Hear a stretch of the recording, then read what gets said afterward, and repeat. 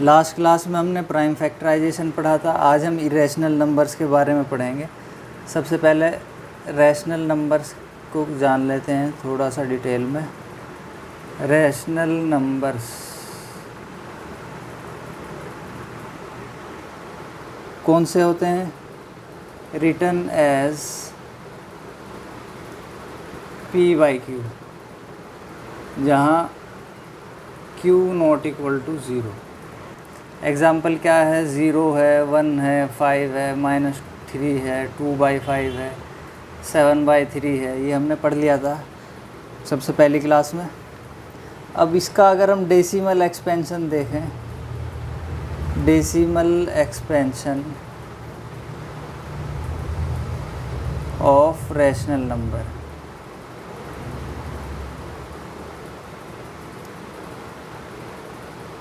तो ये दो तरीके का होता है। डेसिमल में अगर हम इसको कन्वर्ट करेंगे, एक तो होगा टर्मिनेटिंग,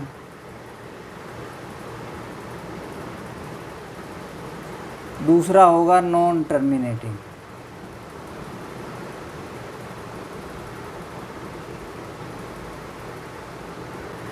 टर्मिनेटिंग में फॉर एग्ज़ाम्पल हम ले लेते हैं 8/5।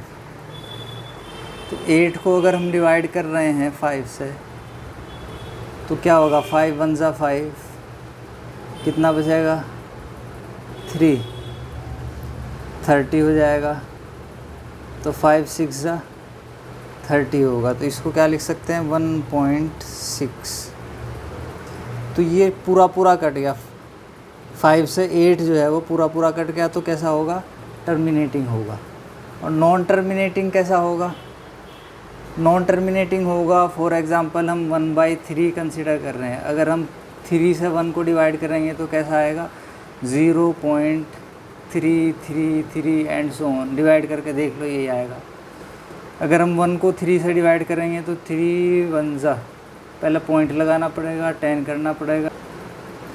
3 3 ज़ा 9, 1 बचेगा, फिर 0 बढ़ाओगे, फिर 3 होगा, फिर 9 होगा, फिर 1, ऐसे ही चलता चला जाएगा। तो क्या होगा? 0.333। ये नॉन टर्मिनेटिंग होगा, लेकिन रिपीट भी होगा। एक तो नॉन टर्मिनेटिंग होगा, दूसरा क्या होगा? रिपीटिंग होगा, एंड रिपीटिंग। और जो नंबर बार बार रिपीट हो रहा है उसके ऊपर क्या लगा देंगे? हम बार लगा देंगे। इसका मतलब क्या है कि ये नंबर का रिपीटेशन बार बार होगा। इरेशनल नंबर्स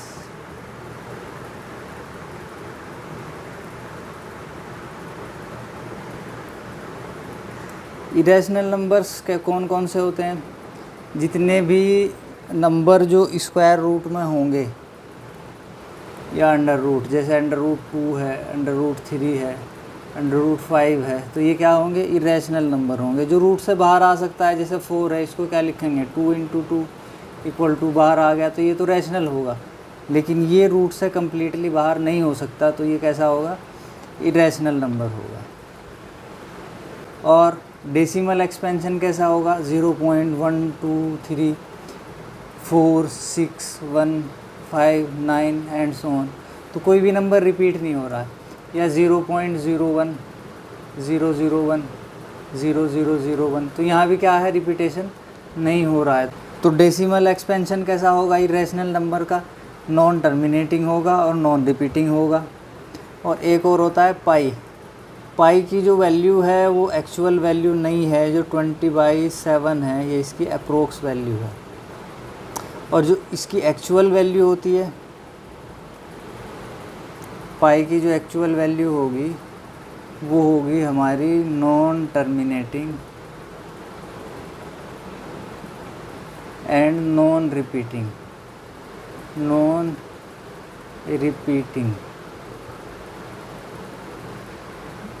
इसकी पाई की वैल्यू आज तक कोई भी एक्यूरेटली कैलकुलेट नहीं कर पाया, सुपर कंप्यूटर भी नहीं कर पाया है।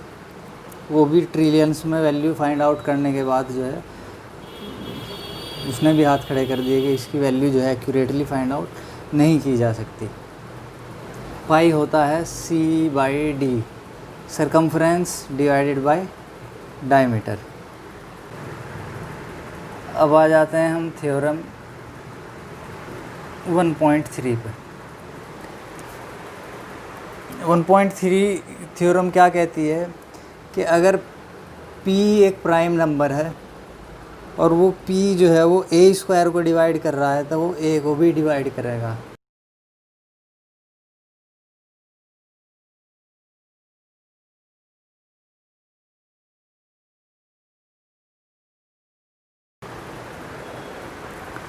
तो थ्योरम क्या कह रही है कि p कोई एक प्राइम नंबर है, अगर वो a स्क्वायर को डिवाइड कर रहा है तो वो a को भी डिवाइड करेगा। यहाँ हम कंसिडर कर लेते हैं, let a be any positive integer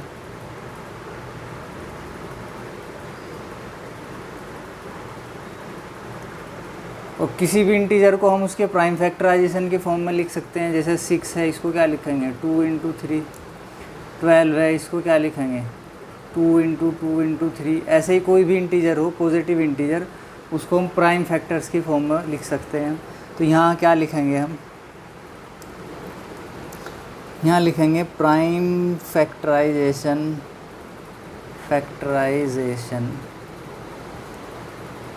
of A is क्या होगा, ए को हम लिख सकते हैं P1 into P2 into P3 and so on into Pn। कितने भी फैक्टर हो सकते हैं, 2 हो सकते हैं, 3 हो सकते हैं, 4 हो सकते हैं। इसको हम कंसिडर कर लेते हैं, इक्वेशन 1 हमने कंसिडर कर लिया। तो a स्क्वायर क्या होगा, यहाँ में क्या दिया हुआ है कि p डिवाइड्स a स्क्वायर। अगर कोई एक p कोई भी प्राइम नंबर हो सकता है, अगर वो a स्क्वायर को डिवाइड करता है तो वो a को भी डिवाइड करेगा। तो यहाँ हम क्या ले लेते हैं, a स्क्वायर इक्वल टू क्या होगा a इंटू ए, और a की वैल्यू कितनी है P1 into P2 into P3 and so on.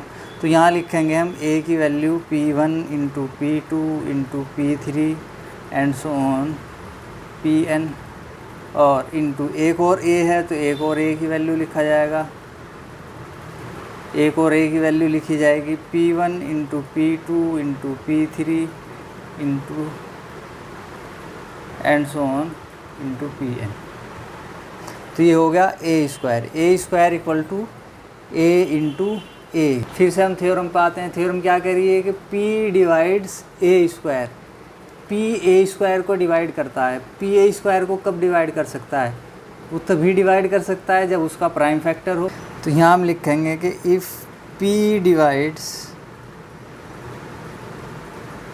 a square then p is the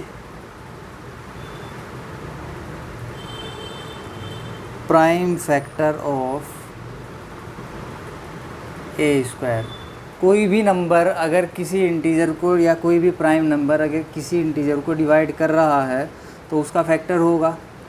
for example जैसे मैंने बताया था 12 इक्वल टू 2 इंटू 2 इंटू 3, तो 2 डिवाइड कर रहा है 12 को, ये भी 2 डिवाइड कर रहा है 12 को, 3 भी डिवाइड कर रहा है 12 को, तो 2 भी फैक्टर होगा 12 का, ये 2 भी फैक्टर होगा 12 का, ये 3 भी फैक्टर होगा 12 का।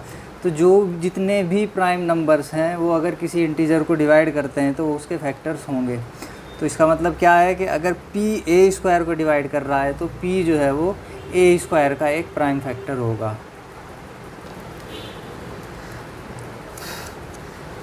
तो p क्या है, prime factor of a square, और a स्क्वायर के प्राइम फैक्टर कौन कौन से हैं, P1 P2 P3 Pn।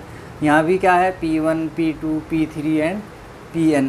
p जब इसका प्राइम फैक्टर है तो इनमें से ही कोई सा होगा। तो इसका मतलब क्या है, दैट इज़ जो p है वो मे बी इक्वल टू हो सकता है किसके, P1 के, या p जो है वो हो सकता है किसके इक्वल, P2 के, या p जो है वो किसके इक्वल टू हो सकता है P3 के एंड सो ऑन, किसी के भी इक्वल हो सकता है। फर्स्ट इक्वेशन देखो, फर्स्ट इक्वेशन में क्या लिखा हुआ है कि a equal to P1 into P2 into P3 and so on into Pn।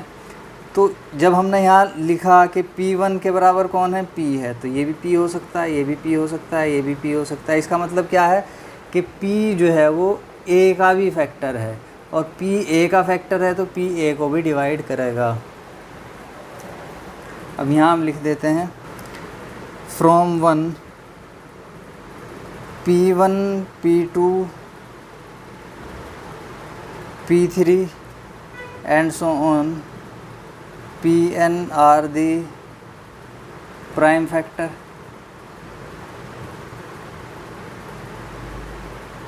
of A। First equation में क्या है कि P1 P2 P3 किसके प्राइम फैक्टर हैं? A के प्राइम फैक्टर हैं। और P1 P2 P3 किसके बराबर हो सकते हैं? P के बराबर, यहाँ हमने शो किया है। तो इसका मतलब क्या है? And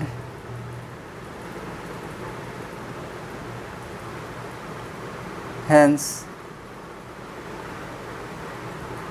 P also the factor of A। P A का फैक्टर होगा, या लिख सकते हैं कि ये A को डिवाइड करेगा। नेक्स्ट है हमारी थ्योरम 1.4। इसमें हमें शो करना है टू शो √2 इज़ इरेशनल। हमें √2 को इरेशनल शो करना है।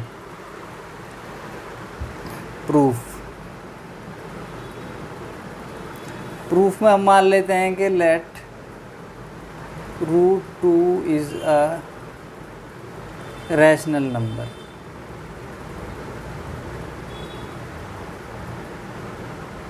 हमने एज्यूम कर लिया कि √2 क्या है, वो रैशनल नंबर है।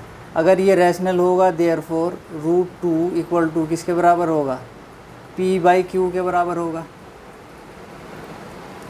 Where P and Q have common factor other than 1। हमने मान लिया √2 क्या है? रैशनल नंबर है, और उसको किसकी फॉर्म में लिखा जा सकता है? P/Q के। हो सकता है कि P और Q का कोई कॉमन फैक्टर हो। फॉर एग्ज़ाम्पल हम लिखते हैं 10/8। अब ये लोवेस्ट फॉर्म में नहीं है, ये 2 से डिवाइड होगा। 2 5 ज़ा 10 और 2 4 ज़ा 8। तो डिवाइड करने के बाद किसकी फॉर्म में आ गया? ये 5/4। पहले लिखा हुआ था हमारा 10/8, इसको हम एज ए कंसिडर कर रहे हैं ये P/Q की फॉर्म का है। लेकिन इसका भी 2 फैक्टर था, इसका भी 2 फैक्टर था। तो 2 और 2 इन दोनों का कॉमन फैक्टर था। तो 2 से डिवाइड करने के बाद ये 5 आया है, 2 से डिवाइड करने के बाद ये 4 आया है। तो फाइनली हमारे पास क्या आ गया? 5 और 4। अब 5 का और 4 का कोई ऐसा फैक्टर नहीं है जो कॉमन हो। 1 तो है दोनों का, लेकिन 1 के अलावा और कोई कॉमन फैक्टर नहीं है।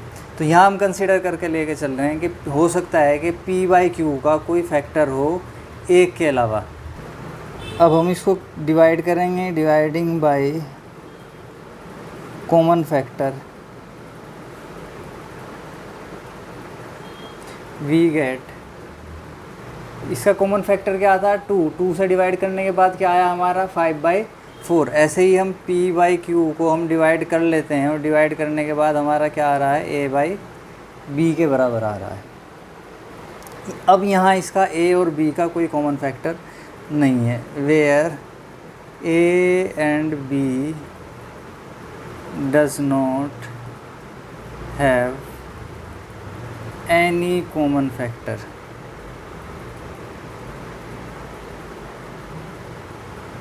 Other than 1। अब A और B का कोई कॉमन फैक्टर नहीं है 1 के अलावा। तो यहाँ से एक चीज़ याद रखो कि हमने क्या कंसीडर किया है कि √2 एक रैशनल नंबर है, और √2 को हमने किसके बराबर लिख लिया? A/B के बराबर लिख लिया, और A और B का कोई कॉमन फैक्टर नहीं है। आगे बढ़ते हैं। एजम्पशन क्या है कि √2 इक्वल टू है A/B के, where A and B are coprime. A और B क्या है? को प्राइम है। को प्राइम उसको कहते हैं जिसका कोई फैक्टर ना हो 1 के अलावा कॉमन। स्क्वायरिंग बोथ साइड, दोनों साइड हम इनको स्क्वायर कर लेते हैं। √2 का स्क्वायर इक्वल टू होगा A/B का स्क्वायर। √2 का स्क्वायर क्या होगा? 2 equal to A² by B²। Cross multiply करो यहाँ से इसकी इसमें करेंगे, इसकी इसमें करेंगे, ए स्क्वायर की 1 में करेंगे ए स्क्वायर आ जाएगा, 2 की बी में करेंगे 2 इंटू बी स्क्वायर। तो इसका मतलब क्या है? इसका मतलब है कि 2 डिवाइड्स ए स्क्वायर। इसका मतलब क्या है? That is 2 divides A square. अब हम यहाँ लिखेंगे बाय थ्योरम 1.3। अभी हम क्या पढ़ के आए हैं कि अगर कोई प्राइम नंबर है, 2 क्या है? प्राइम नंबर है, अगर वो ए स्क्वायर को डिवाइड करेगा तो वो ए को भी डिवाइड करेगा। थ्योरम 1.3, 2 ऑल्सो डिवाइड्स ए। 2 जो है वो ए को भी डिवाइड करेगा, या हम लिख सकते हैं कि और 2 इज़ द फैक्टर ऑफ ए। 2 जो है वो ए का एक फैक्टर है। इसको हम इक्वेशन 1 कंसीडर कर लेते हैं, इसको हम इक्वेशन 2 कंसीडर कर लेते हैं। यहाँ देखो 2 ए का फैक्टर है, ए का एक फैक्टर तो 2 है, और इसके अलावा भी और फैक्टर होंगे। जैसे 6 को हम लिख सकते हैं 2 इंटू 3। तो इस 6 एक नंबर है जिसका एक फैक्टर क्या है? 2 है, और इसके अलावा भी कोई एक फैक्टर है। Let other factor of A is C. कुछ भी कंसीडर कर लो। ए का एक तो फैक्टर हो गया 2, उसके अलावा जो फैक्टर होंगे वो हमने क्या कंसीडर कर लिया? सी। तो देयरफॉर ए इक्वल टू लिखा जा सकता है 2 इंटू सी। अब हम सब्स्टिट्यूट करेंगे the value of A in first. पहली इक्वेशन में सब्स्टिट्यूट करो, क्या लिखा जाएगा? ए की जगह हम क्या लिख सकते हैं? 2 इंटू सी, या 2c का square equal to 2 into B का स्क्वायर। तो 2 का स्क्वायर 2 इंटू 2, और C square equal to 2 into B square. इस 2 से ये 2 कैंसिल हो सकता है। तो यहाँ क्या लिखा आ रहा है? B square equal to 2 into C square, या लिख सकते हैं हम 2 into C square equal to B square. अब यहाँ ध्यान रखना कि हमने √2 को a बाई बी की फॉर्म में कंसिडर किया था। रैशनल है ये, और a और b को प्राइम है। को प्राइम का मतलब इनका कोई फैक्टर नहीं है। तो यहाँ से हमने इसका स्क्वायर किया, और स्क्वायर करने के बाद यहाँ हम लेकर आए इसका फैक्टर 2 होगा ए स्क्वायर का। जब ए स्क्वायर का फैक्टर 2 होगा तो हमने थ्योरम लगाई, तो ए का भी फैक्टर 2 होगा, क्योंकि थ्योरम क्या कहती है कि अगर कोई प्राइम नंबर ए स्क्वायर को डिवाइड कर रहा है तो वो ए को भी डिवाइड करेगा। तो इसका मतलब 2 जो है वो ए स्क्वायर को डिवाइड कर रहा है, तो 2 ए को भी डिवाइड करेगा। आगे बढ़ते हैं। अब यहाँ आ जाओ, B square equal to 2 into C square. अब ये इक्वेशन हमारी क्या कह रही है? ये इक्वेशन हमें कह रही है कि जो 2 है वो बी स्क्वायर का भी फैक्टर है, या 2 जो है वो बी स्क्वायर को डिवाइड करता है। Imply that 2 divides B square. फिर से थ्योरम लगाएंगे, by theorem 1.3, 2 also divide B. तो 2 क्या करेगा? बी को भी डिवाइड करेगा, या इसको लिख सकते हैं कि 2 is the factor of B. इसको हम कंसिडर करेंगे थर्ड। सेकंड जो कंडीशन थी वो हमने क्या कंसिडर करी थी? उसमें आया था 2 is the factor of A. Third condition क्या आई है हमारी? 2 is the factor of B. तो यहाँ हम लिखेंगे from second and third. Second और थर्ड क्या कह रही है कि 2 is the common factor of A and B. हम क्या कंसीडर करके लेके चले थे कि ए और बी का कोई कॉमन फैक्टर नहीं है एक के अलावा। क्योंकि ए और बी को हमने क्या कंसिडर किया था, को प्राइम कंसिडर किया था, लेकिन यहाँ तो ये को प्राइम नहीं है। यहाँ हम लिखेंगे but we assume A and B are, तो ये तो बात गलत हो गई। ये क्यों हुआ हमारा, ये हुआ है हमारे रॉन्ग एजम्पशन की वजह से। हमने क्या माना था कि √2 रैशनल नंबर है, तो इसलिए √2 रैशनल नंबर नहीं इरेशनल नंबर होगा। दिस कंट्राडिक्शन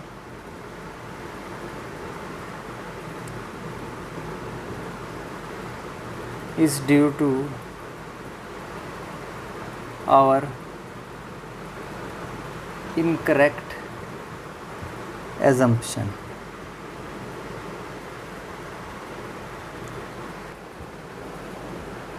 that वो क्या था, √2 is rational,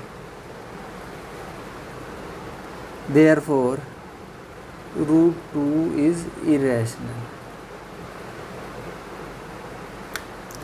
तो सबसे पहले हमने क्या किया था, हमने √2 को a/b के फॉर्म में लेकर आए थे, और a और b दोनों के दोनों को हमने क्या कंसीडर किया था, ये को प्राइम है। को प्राइम का मतलब इन दोनों का कोई फैक्टर नहीं है कॉमन। स्क्वायरिंग बोथ साइड करके हमने क्या प्रूव किया था कि a² = 2 × b² आएगा। इसका मतलब 2 जो है वो किसको डिवाइड कर रहा है, a² को, और 2 जो है वो डिवाइड करेगा किसे, a को भी, थ्योरम के अकॉर्डिंगली। इसका मतलब क्या है कि 2 is the factor of a, 2 a का फैक्टर है। हमने अदर फैक्टर इसके क्या माने थे, c, तो a = हम लिख सकते हैं 2 × c। अब इस a की वैल्यू यहाँ सब्स्टिट्यूट करेंगे तो क्या हो जाएगा, 2 × c² = 2 × b²। तो 2 या 2 × 2 × c² = 2 का स्क्वायर होगा तो 2 × 2 हो जाएगा 2 × b²। इससे ये कैंसिल हुआ, और कैंसिल होने के बाद क्या आएगा, 2 × c² = b²। तो इसका मतलब क्या है कि 2 जो है वो b² को क्या कर रहा है, डिवाइड कर रहा है। थ्योरम क्या कहती है कि 2 जो है वो किसको डिवाइड करेगा, b को भी डिवाइड करेगा। इसका मतलब क्या है कि 2 is the factor of b। तो ये कंडीशन हमारी क्या कह रही है कि 2 a का फैक्टर है। ये कंडीशन हमारी क्या कर रही है कि 2 b का फैक्टर है। हम क्या कंसीडर करके लेके चले थे कि ये a और b को प्राइम है, यानी कि इसका कोई कॉमन फैक्टर नहीं है, और यहाँ कॉमन फैक्टर आ रहा है क्योंकि ये a का भी फैक्टर आ रहा है और b का भी फैक्टर आ रहा है। इसका मतलब क्या है कि हमारा जो एजम्पशन था वो रॉन्ग था। तो √2 जो है वो रैशनल नहीं इरेशनल नंबर है, क्योंकि हम क्या कंसीडर करके लेके चले थे कि √2 जो है वो हमारा रैशनल नंबर है। तो इस तरीके से हम इसको प्रूव कर सकते हैं। लैंग्वेज में जैसे मैंने लिखा था उस तरीके से लिखोगे, बाकी ऐसे मैंने ईज़िली आप लोगों को समझा दिया।